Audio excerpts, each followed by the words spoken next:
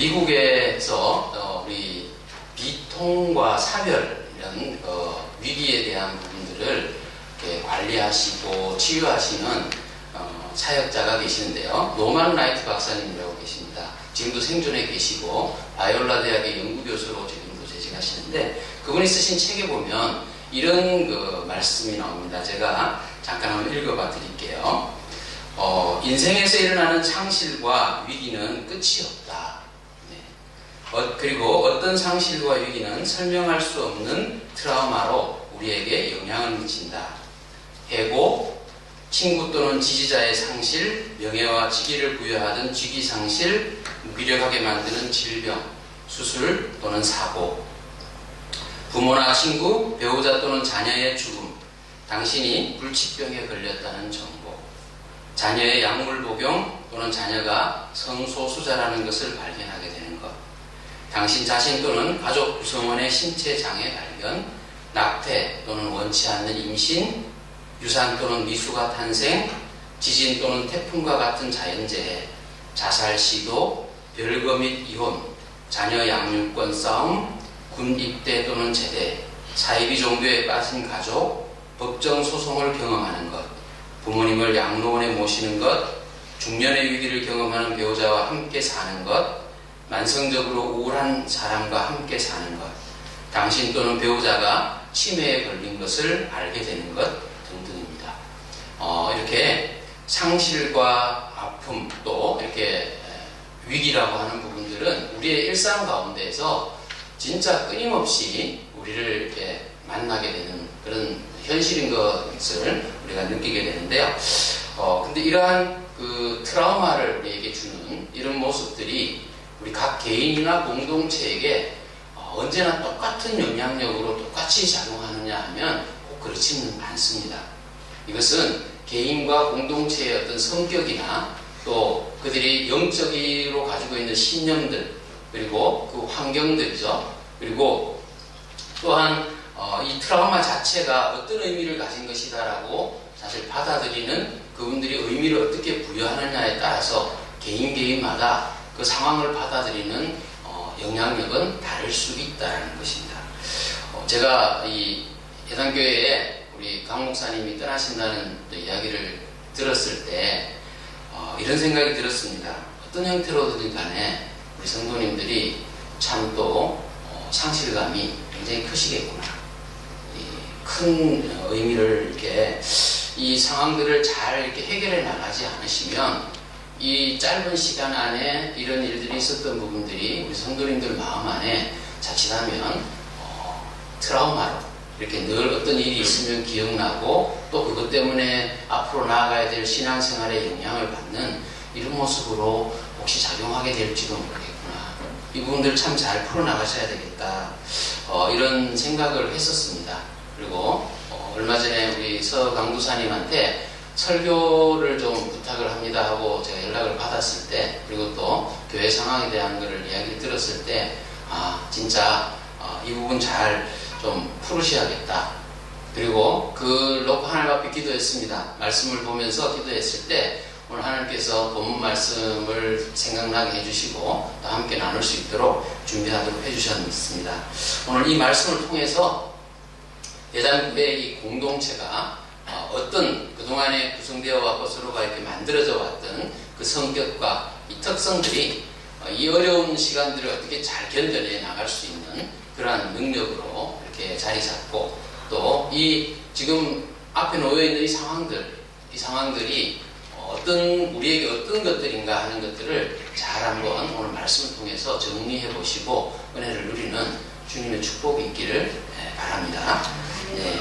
에베소서는 잘 아시는 것처럼 이 바울 사도가 에베소 교회에 보낸 편지죠. 서신입니다. 근데 특별히 그 주제가 뭐냐 하면 교회의 연합을 강조하고 있는 서신입니다.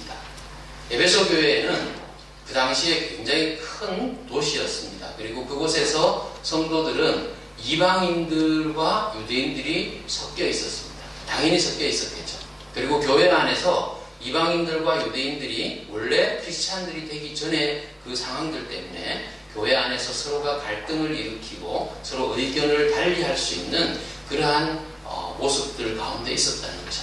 그래서 에베소서를 통해서 바울은 지금 로마 감옥에 갇혀 있으면서 에베소 교인들에게 교회는 하나님께서 부르신 것이다. 그리고 교회는 하나가 되어야 된다. 하나님이 한 분이시고 그리스도 예수가 한 분이시고 우리를 하나 되게 하시는 성령님이 한 분이시기 때문에 우리는 하나가 되어야 된다라고 계속 강조하십니다. 그리고 오늘 본문 말씀을 통해서 이렇게 강조를 하시는데 우리 지금 설교 본문 말씀이 나와 있죠? 네, 한번 같이 한번 읽어보도록 하겠습니다. 제가 한 절, 여러분들 한 절 교독하면 좋겠네요. 제가 1절 먼저 읽겠습니다. 그러므로 주 안에서 갇힌 내가 너희를 권하노니 너희가 부르심을 받은 일에 합당하게 행하여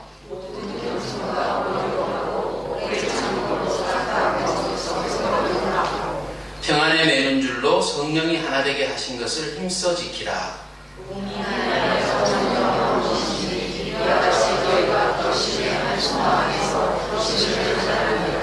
주도 한 분이시요 믿음도 하나요 세례도 하나요 하나님도 한 분이시니 곧 만유의 아버지시라. 만유 위에 계시고 만유를 통일하시고 만유 가운데 계시도다. 아멘. 근데 바울이 오늘 이 본문 말씀을 통해서 이렇게 말씀하시는 내용들을 보면 강조하는 부분이 분명히 느껴지셨을 겁니다.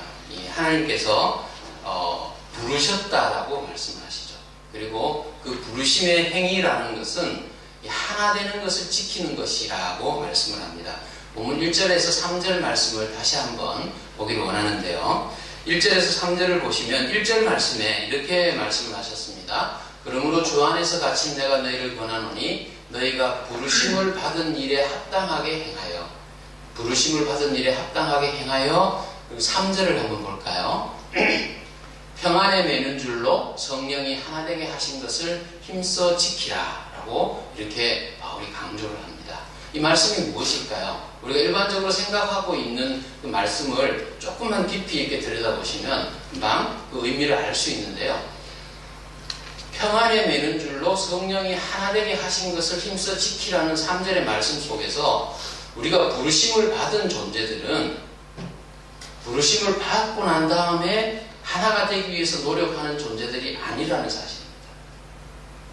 하나 되게 하신 것을 힘써 지키라라고 말씀하신 거죠.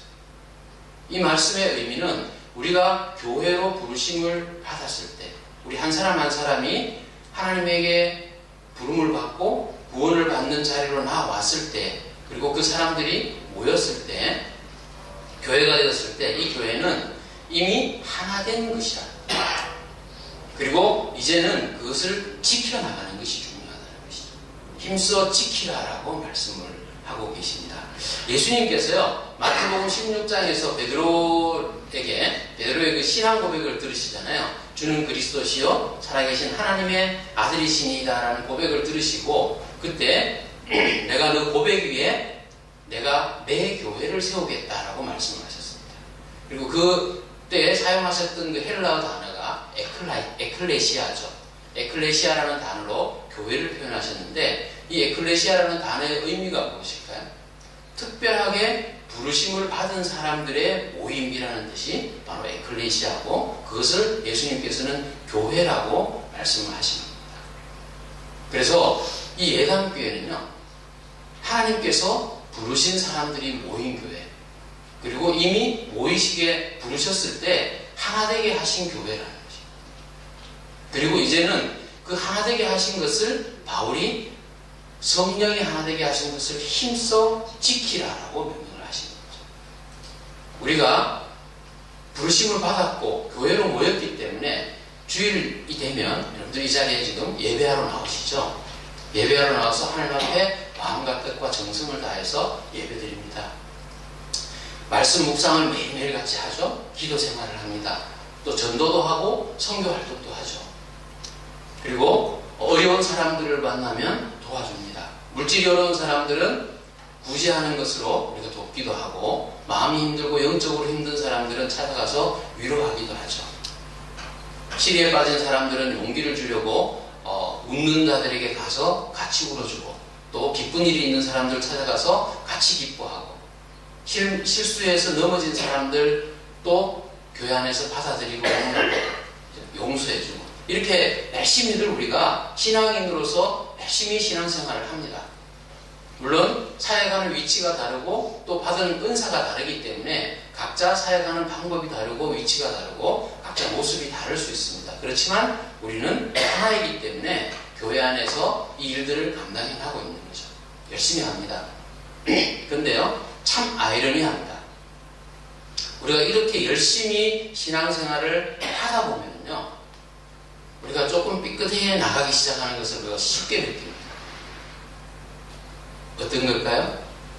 내가 열심히 하니까, 우리가 열심히 하니까, 우리 부서가 열심히 하니까, 찬양팀이 연습을 많이 하고 은혜롭게 찬양을 하니까, 구제팀에서 많은 기도와 또 물질 헌신을 받아서 사람들을 잘 도와주고 있으니까, 또 예배를 은혜롭게 하기 위해서 우리가 많은 준비를 하고 기도하고 있으니까, 그러니까 우리 교회가 부흥하고 우리 교회가 서로가 하나 되고 잘 되어 나가는 것처럼 착각을 하기 시작합니다. 우리가 열심히 해서 우리 교회가 좋은 교회가 되어 가는 것처럼 성도들이 착각을 하기 시작할 때 교회 안에서는요, 아이러니하게도 분열이 생기기 시작합니다. 문제가 생기기 시작합니다. 우리가 오늘 본문 말씀을 통해서 진짜 바르게 깨달아야 될 부분은 하나님께서 우리를 교회로 부르실 때 이미 우리를 하나 되도록 부르셨다. 그렇기 때문에 우리가 이 하나됨을 지켜나가기 위해서 우리의 생각과 우리의 경험과 우리의 전통과 우리의 모든 것들, 이것들을 오직 하나 되는 것을 위해서 함께 모아야 된다는 것이죠. 이것이 오늘 주시는 말씀의 본질입니다. 바울이 성령이 하나 되게 하신 교회를 힘써 지키려면은 오늘 2절 말씀에서 4가지의 방법을 제시를 하고 있는 것을 보게 됩니다. 이 4가지가 무엇인가 하면요, 2절을 다녀보겠습니다. 한번 읽어볼까요? 시작. 모든 겸손과 온유로 하고 오래 참음으로 사랑 가운데서 서로 용납하고, 이렇게 되어 있습니다. 모든 겸손과 온유라고 했습니다. 한글 성경에는 모든이라고 표현되어 있는데 영어 성경을 보면요, 영어 성경에서는 NIV에 이렇게 되어 있습니다. Be completely humble and gentle. completely라고 표현하고 있습니다. 이 모든이라는 영어 이 단어를 영어로는 completely라고 표현하고 있는데 완전하게, 완벽하게 겸손하고 온유하라는 것입니다. 그럴 때 또 오래 참고 사랑 가운데서 서로 용납할 때 이 일이 가능하다라고 말씀을 하고 있죠. 하나하나를 한번 잠깐 살펴볼까요? 근데 이것이 완벽하게, 완전하게 우리가 겸손해지고 온유해진다는 게 과연 죄성을 가진 우리들에게 가능한 일이겠습니까? 불가능한 일이겠죠. 근데 성경은 그렇게 하라고 명령하고 계십니다. 어떻게 해요? 우리 힘으로는 안 된다는 것을 분명히 전제로 알고 있으신 거죠. 성령님이 함께 하시고 하나님이 이끌어 주시지 않으시면 우리가 진짜 완전하게 겸손해질 수 없다, 완전하게 온유해질 수 없다라는 것을 말씀에서 심어놓고 계신 겁니다. 이들 중에서 제일 먼저 선행되어야 될 성품이 무엇입니까? 겸손이죠. 완벽하게 겸손해지라는 이 말씀이 뭘 의미할까요? 우리 인간들이 겸손하게 해지지 못한 것, 언제부터 시작된 걸까요? 창조시에 아담과 하와 때부터였죠. 하와가 선악과를 딱 따먹는 그 순간에 이미 인간은 교만이라는 것이 찾아 들어왔습니다. 하와가 선악과를 따먹는 그 순간에 가졌던 마음이, 실체가 무엇이었을까요? 사단이 와서 유혹했는 것 기억하시죠? 너희가 이것을 먹는 날에는 눈이 밝아져서 너희가 하나님과 같이 될 것이다 라고 유혹했습니다. 그 말을 듣고 선악과를 바라봤을 때 평소에는 관심도 없이 지나다니던 그 선악과가 그 소리 듣고 관심을 가지고 봤을 때 먹음직도 하고 보암직도 하고 탐스러웠던 열매로 눈에 바뀌어졌습니다. 그리고 그것을 딱 따먹을 때 하와의 심정은 무엇이었을까요? 이것을 먹으면 내가 하나님처럼 될 수 있다라는 그 마음이었죠. 이게 뭔가요? 교만입니다. 이 교만이 사람의 마음 안에 딱 들어왔을 때 그때 일어났던 일은 우리가 잘 아는 것처럼 영적으로 하나님하고 완전히 단절되어 버리는 죄와 벌이었습니다. 이것이 인간의 교만이었다면 우리에게 바울이 온전하게 겸손해지라라고 하는 말은 결국 역설적으로 뭘 의미하는 걸까요? 우리가 죄성을 가진 상태로서는 온전하게 겸손해질 수 없다라는 것이죠. 하나님께서 사람을 창조하셨을 때 그 창조의 원래의 시점으로 우리의 심성과 본성이 돌아가지 않는다면, 그렇다면 겸손해질 수 없다. 온전한 겸손이란 없다. 근데 우리는 이미 타락한 존재입니다. 우리가 예수 그리스도를 믿어서 구원받았고 우리가 다시 영원한 삶을 얻은, 영생을 얻은 존재로 하나님의 백성이 되었지만, 그럼에도 불구하고 우리 안에 죄성이 소멸된 것입니까? 아니죠. 우리 안에 죄성은 그대로 남아있습니다. 그것이 문제죠. 그래서 우리가 구원받았을 때 우리 안에는 성령 하나님께서 들어오셔서 그때부터 같이 우리 안에서 살고 계신다라고 말씀하시죠. 그래서 그걸 우리가 내주하시는 성령님이라고 말씀하시죠. 우리 안에 살아계십니다. 성령님이 우리 안에 살아서 활동을 막 열심히 하실 때는 어떻게 될까요? 우리 안에 있는 죄성들이 힘을 못 쓰죠. 저 밑에서 어딘가 보이지 않게 그냥 이렇게 숨어 있는 거죠. 그래서 우리가 항상 성령 충만함을 받아라, 성령 충만한 삶을 살아라, 이렇게 하는 말씀을 따라가야 되는 이유는 우리가 참된 예수님의 제자로 살기 위해서입니다. 만약 우리가 예배를 제대로 드리지 못하고 또 우리가 하나님의 말씀을 제대로 묵상하지 못하고 기도하는 생활을 제대로 하지 못한다면 우리 안에서 성령님의 능력이 점점 위축된다면 어떻게 될까요? 저 밑에 숨어있던 죄성은 바로 살아납니다.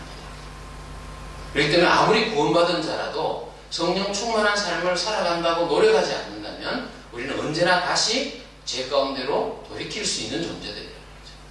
그래서 온전한 겸손은 우리 힘으로는 불가능하다.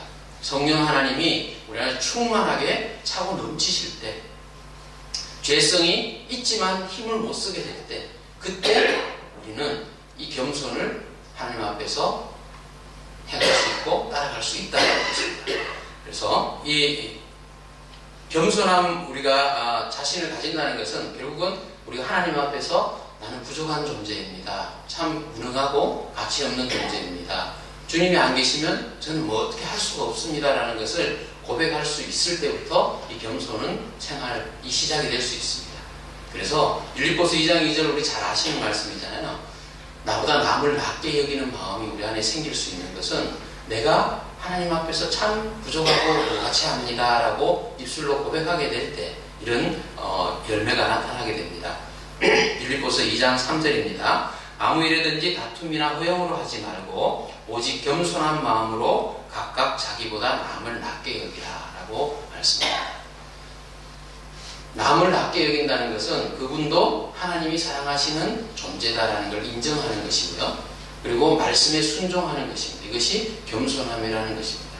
혹시나 이 어려운 과정 가운데에서 서로가 생각이 다르고 가치가 다르고 방향이 다른 것 때문에 남을 나보다 낮게 여기는 마음이 내 안에서 사라진 분이 계시다면 오늘 말씀을 통해서 다시 겸손함을 회복하시는 은혜를 누리시기를 바랍니다. 두 번째가 온유한 성품입니다. 완전하게 온유하라고 하는 말씀, 이 말씀도 우리에게는 진짜 불가능한 일이죠. 온유함이라는 것은 뭘 의미합니까? 착하거나 선하거나 성품이 우유부단해서 이러지도 저러지도 못하는 이런 부분들 그냥 좋으면 좋은 대로 다 이렇게 받아들이는 것을 온유하다고 하는 걸까요? 성경에서 온유하다는 말은 그게 아니라는 거 잘 알고 계시죠?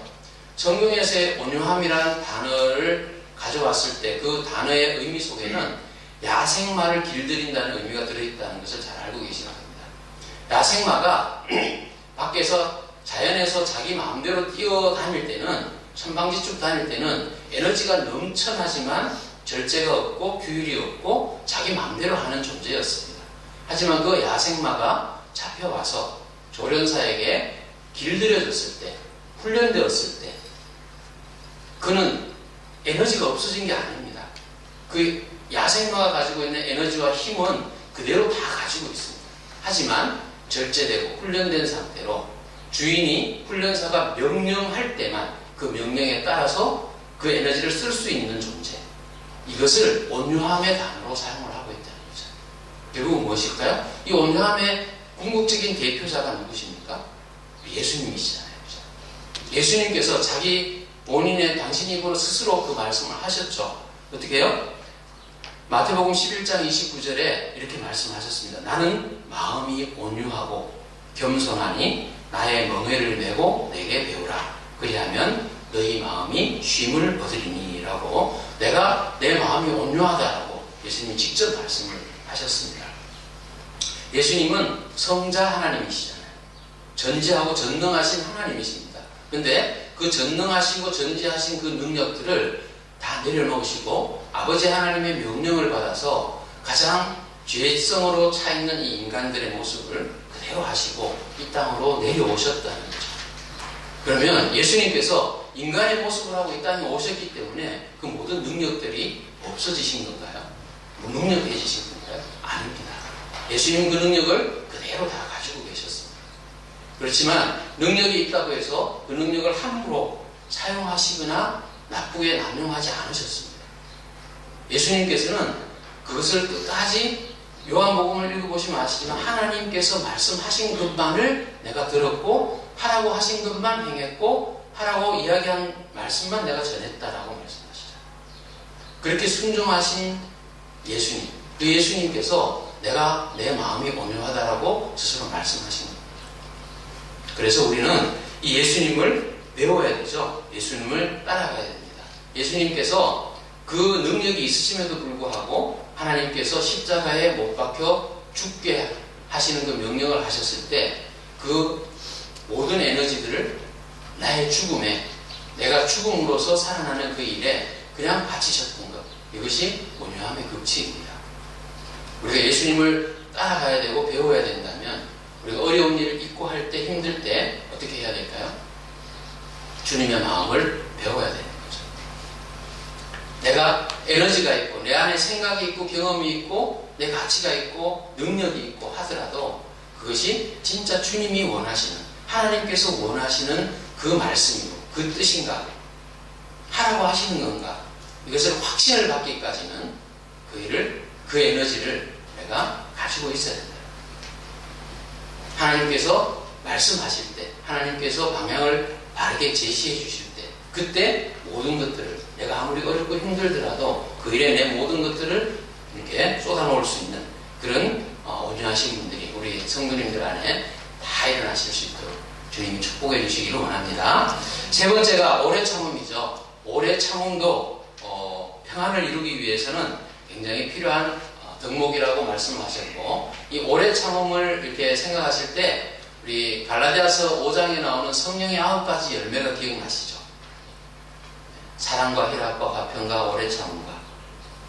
이 오래 참음은, 오래 참는다는 것은 성령의 9가지 열매 중에 한 가지라고 우리가 알 수 있습니다. 이것은 어떻게 보면 오래 참는다는 것은 죄인들을 향해, 인간들을 향해서 하나님께서 해오셨던 하나님의 성품이라는 것을 말씀을 통해서 알 수 있죠. 로마서 9장 22절에 보면요, 멸하기로 준비된 진노의 그릇을 오래 참으심으로 관영하셨다라고 이렇게 기록하고 있는 것을 보게 됩니다. 하나님께서 멸하시기로 작정된 것을 오래 참으셔서, 그래서 그 진노의 그릇을 거두셨다라고, 끝까지 우리가 구원받을 수 있는 그 상황까지 우리를 멸하지 않으셨다라고 말씀을 하고 계신 거죠.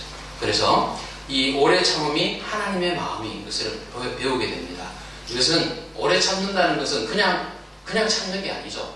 내가 능력이 있어서 내가 어떤 어려운 일을 당하거나 악한 일을 당했을 때 보복하고 복수할 수 있는 힘과 에너지가 나한테 있는데, 그럼에도 불구하고 하지 않고 참아낸다는 것입니다.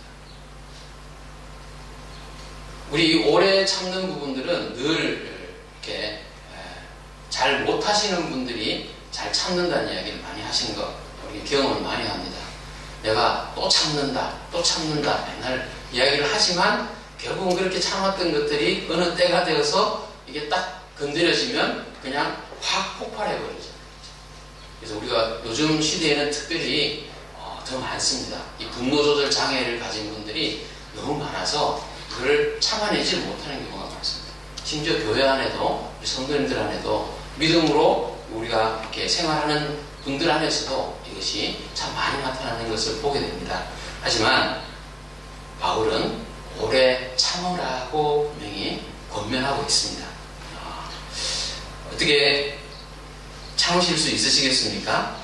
우리 신앙 경력들이 다 다르고 봉사하는 자리가 다르고 또 사역 현장이 다 다르고 하지만 예수 그리스도로 인해서 우리가 이 예산교회가 하나 되도록 부르심을 받았다면 이걸 지켜내기 위해서 우리 안에 조금의 갈등이 있는 부분들은 참아내야 된다는 거예요. 내가 내 말 할 수 있고 내 주장할 수 있고 내 이야기 할 수 있고 이게 맞다라고 이야기할 수 있지만 진짜 이것이 하나님이 기뻐하시는 일인가 생각하시면서 참아내는, 오래 참아내는 이 능력들이 우리 성도님들 모두에게 있으시기를 주님의 이름으로 축복합니다. 네 번째가 용납함이라고 말씀하셨죠. 용납함입니다. 용납이라는 말씀조차도 이 상대방의 결점이나 연약함 이것들을 다 포용하라는 것이죠. 인정하고 다 이렇게 포용하라는 의미의 단어입니다. 이것도 우리에게는 참 어려운 대상이죠. 남을 용납한다는 거 쉽지 않습니다. 왜요? 내 가치가 뚜렷하기 때문에, 내 생각이 뚜렷하기 때문에, 나의 기준이 뚜렷하기 때문에, 나의 바운다리가 딱 정해져 있는 부분들이 너무 견고하기 때문에 그것을 넘나드는 상황들을 만나게 되면 그것을 받아들이기가 참 힘듭니다. 이건 아닌 것 같은데, 이건 아니야. 그렇게 하는 건 틀린 것 같아. 엉뚱한 길로 갈 것 같아. 받아들이기가 참 힘들죠. 그래서 바울은 이 용납함을 이야기를 하면서 그 앞에 단서를 붙입니다. 용납함이 가능하려면 뭐 안에서 해야 된다고요? 사랑 안에서 해야 된다는 거죠.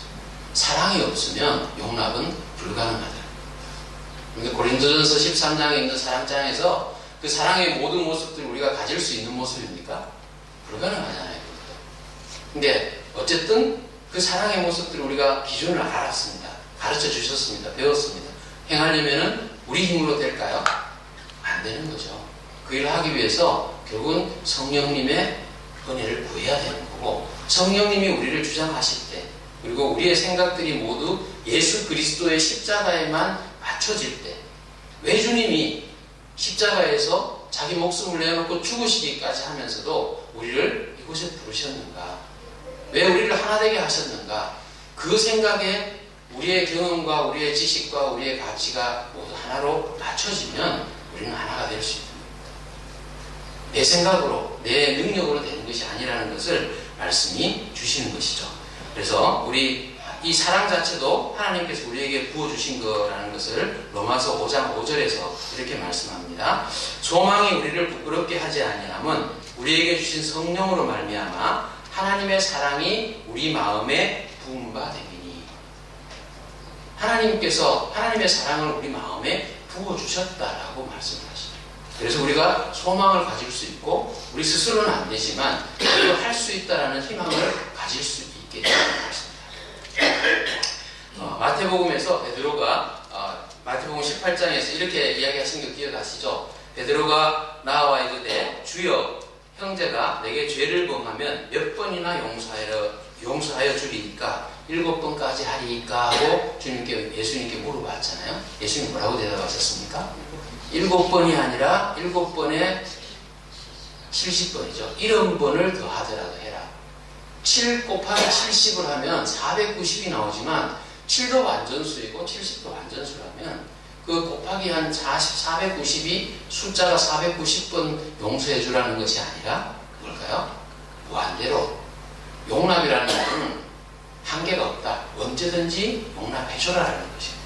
용서하라는 것입니다.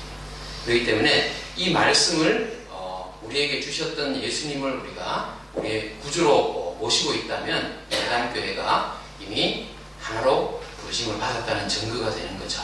그리고 이것을 끝까지 지켜내어야 된다는 것, 이것이 우리의 사명이라는 것을 새겨 놓으시면 좋겠습니다. 바울은 고린도 후서의 1장에서 하나님을 위로하신 하나님이라고 이렇게 말씀을 하고 계십니다. 1장 3절 4절인데요. 고린도 후서 1장 3절 4절을 보시면 제가 읽어드립니다. 찬송하리로다. 그는 우리 주 예수 그리스도의 하나님이시요 자비의 아버지시요 모든 위로의 하나님이시며 우리의 모든 환난 중에서 우리를 위로하사 우리로 하여금 하나님께 받는 위로로서 모든 환난 중에 있는 자들을 능히 위로하게 하시는 이시로다.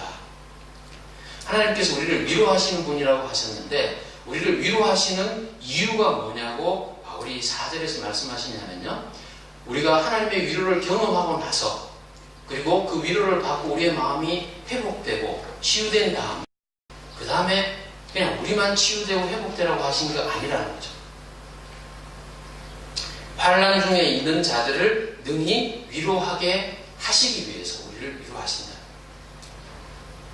지금 우리 예담교회가 짧은 시간 안에 이런 여러분의 변화를 경험하면서 또 서로가 이 귀한 것들을 잘 이루어나가려고 열심히 하고 계시지만 이 과정을 통해서 서로가 어려운 마음들, 힘든 마음들, 기쁜 마음들, 좋은 마음들 있을 수도 있습니다.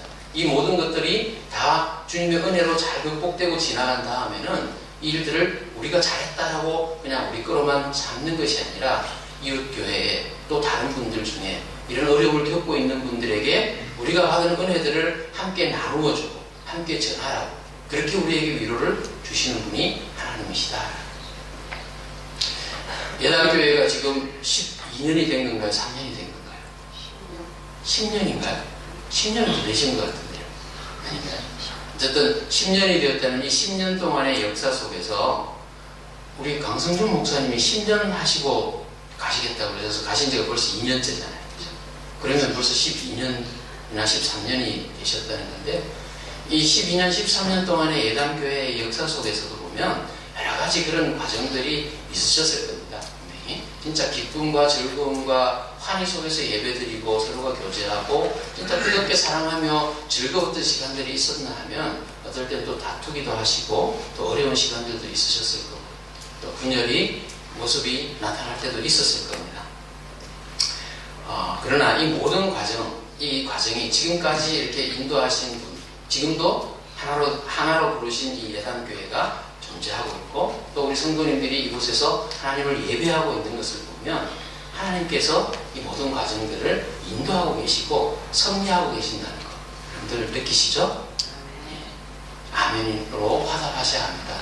저 개인적인 간증을 잠깐 드리면요. 저도 뉴질랜드에 와서 몇 번의 상실을 경험했습니다.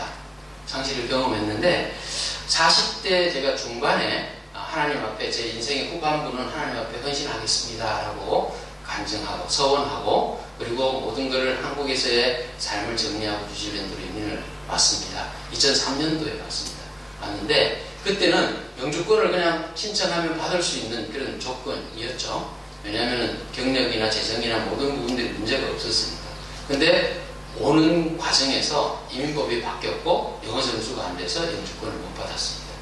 들어올 때 우리 가족들이 다 이삿짐 보내놓고 나서 왔는데 결국은 방문 비자로 비지트로 들어올 수밖에 없는 상황이었고 영주권을 딸 때까지 3, 4년의 시간이 걸렸습니다.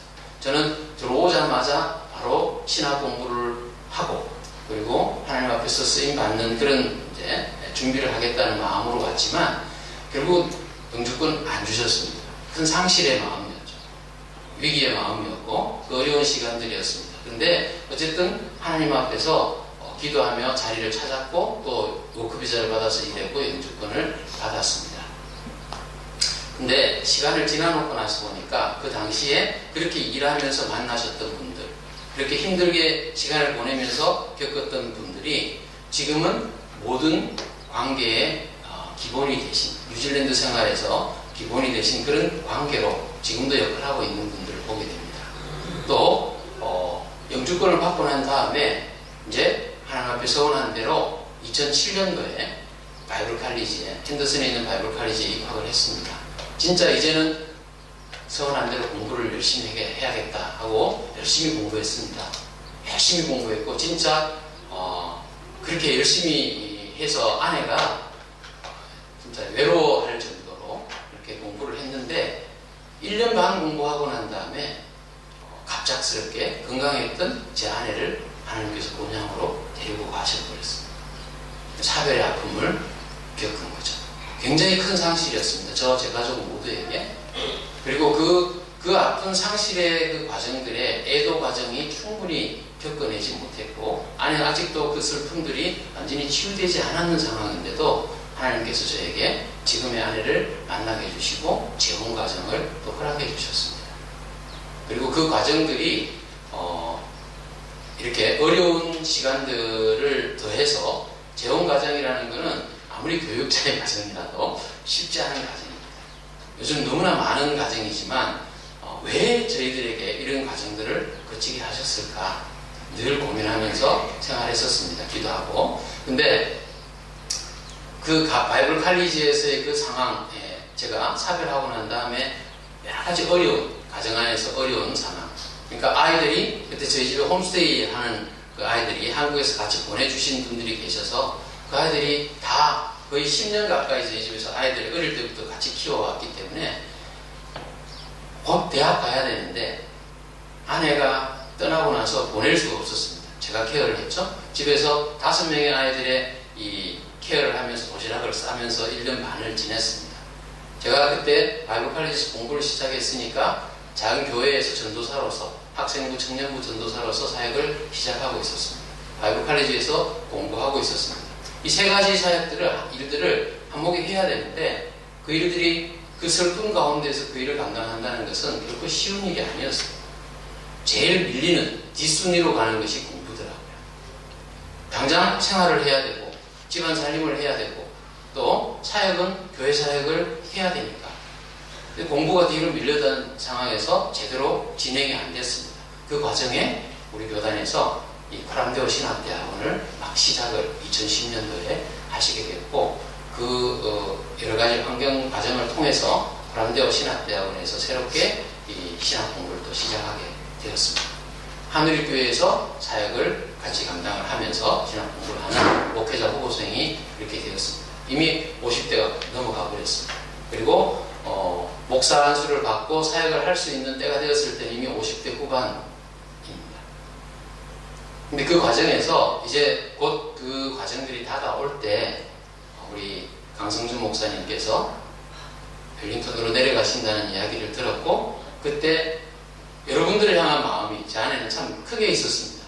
예단교회 성도님들이 참 강 목사님이 10년 동안 참 잘 이렇게 우리 교단에서 교회를 참 아름답게 잘 이렇게 해오셨는데 갑자기 이렇게 되면 참 어려우시겠다라는 마음이 제 안에 참 많이 주셨습니다. 그래서 그때 아직 안수도 받지 않았던 상황이었지만 제가 또 목회자로 또 교육자로 또 청빙 과정에 응하기도 했었죠. 근데 상실을 또 맛봤지 않습니까? 여러분들은 이제 여러분 이렇게 교회에 합당한 또 목사님을 이렇게 선택을 하셨습니다. 교회는 교회대로의 그 방향으로 가신 거지만 저 개인적으로 보면 그것도 큰 상실의 마음이었죠. 좀 아팠습니다. 마음은 아팠지만 그 과정에서도 결국은 하나님께서 섭리하고 계십니다. 이 일도 하나님이 주관하고 계시는 부분이고 예단교회에 이분이 필요하신 분이라면 하나님께서 일하셨을 부분이고 또 그렇게 나는 또 가야 할 길을 하나님께서 예정하고 계실 것이다. 그 기도 가운데 믿음으로 그 시간들을 이렇게 잘 극복을 했고 그리고 그해 마지막 해에 이제 작년이었죠. 작년 12월에 하늘교회를 사임하고 결국은 6개월의 준비 기간을 거쳐서 지금 터치 패밀리라고 하는 가족 세움 센터 이 비영리 단체를 설립을 하고 7월 7일에 설립 예배를 드렸습니다. 그리고 굿맘스 스쿨과 굿파더스 스쿨 그리고 어머니들 젊은 어머니들이 자녀들을 양육하는 부분에 굉장히 이 감정적으로 조절이 잘 안 되는 이 부분들 이런 부분들을 코칭해드리는 그런 프로그램과 이 아버지들이 가정에서 너무나 특히 뉴질랜드에 오셔서 이 아버지들이 참 어렵게 지내시는 그런 부분들을 좀 가정 안으로 돌이키기 위해서 아버지들을 대상으로 하는 그런 내면 성장을 위한 과정들을 8주간의 과정들을 개설을 해서 첫 번째 프로그램으로 2과정을 이렇게 진행을 했습니다. 그리고 바로 그저께 지난주에 8주가 이제 마무리가 되었습니다. 그리고 이제 10월 달에 다시 2기가 시작이 됐고 또 부부들이 함께 와서 이렇게 가정을 점검하고 세워나갈 수 있는 프로그램들을 지금 10월 달에 또 시작하려고 준비를 하고 있습니다. 여러 가지 이런 부분들을 통해서 지금 와서 생각을 해서 돌이켜보면은 물론 어렵고 힘든 시간들, 상실의 시간들이 제 개인적으로도 여러 번이 있었습니다. 근데 그때는 진짜 어렵고 힘들고 이 일을 어떻게 헤쳐나가야 되나, 앞이 막막하고 또 부딪히는 것마다 마음의 상처가 되고 사람들이 하는 말마다 또 부딪히는 환경마다 시선들을 느낄 때마다 내 안에 어려움들이 생겨나고 했지만 그 모든 과정에서 기도를 통해서 결국은 기도 끝에 주시는 응답은 기승전 하나님이셨습니다. 하나님이 하신다. 이 일도 하나님이 주관하신다. 그렇게 우리의 기도의 응답을 결론으로 내릴 수 있다면 어쨌든 어려운 시간들은 지나갑니다. 그리고 하나님께서 하나된 교회, 이미 부르셔서 예담교회를 만드신 우리 교회, 이 예담교회가 분명히 그 뜻을 바르게 이루고 또 이 교회에 합당하신 우리 정집사님이 아까 기도하신 것처럼 진짜 사랑으로 우리 또 말씀으로 지혜로 우리 성도님들을 보듬고 양육하고 이렇게 해나가실 수 있는 진짜 합당한 목사님 보내주시고 또 그걸 통해서 이 뉴질랜드 땅에서 빛으로 소금으로 이렇게 감당하는 아름다운 교회가 분명히 되어질 줄로 저는 그렇게 믿습니다. 우리 성도님들 이 모든 새로운 청빙위원회가 구성이 되셨고 또 준비하신다고 하니까 진짜 기도하시면서 지혜를 모으셔야 합니다. 지혜를 모으시고 제가 꼭 이건 개인적으로 뭐 말씀이 아니라 권면드리고 싶은 부분은 청빙이 되시고 나서 교인들 안에 분열이 마음이 갈라지지 않는 방법을 잘 기도하시면서 찾아내셔서 처음부터 한 마음으로 그렇게 그 모든 과정들을 잘 이루어 가시는 우리 예담교회 성도님들 다 되시기를 주님의 이름으로 축복합니다. 기도하겠습니다.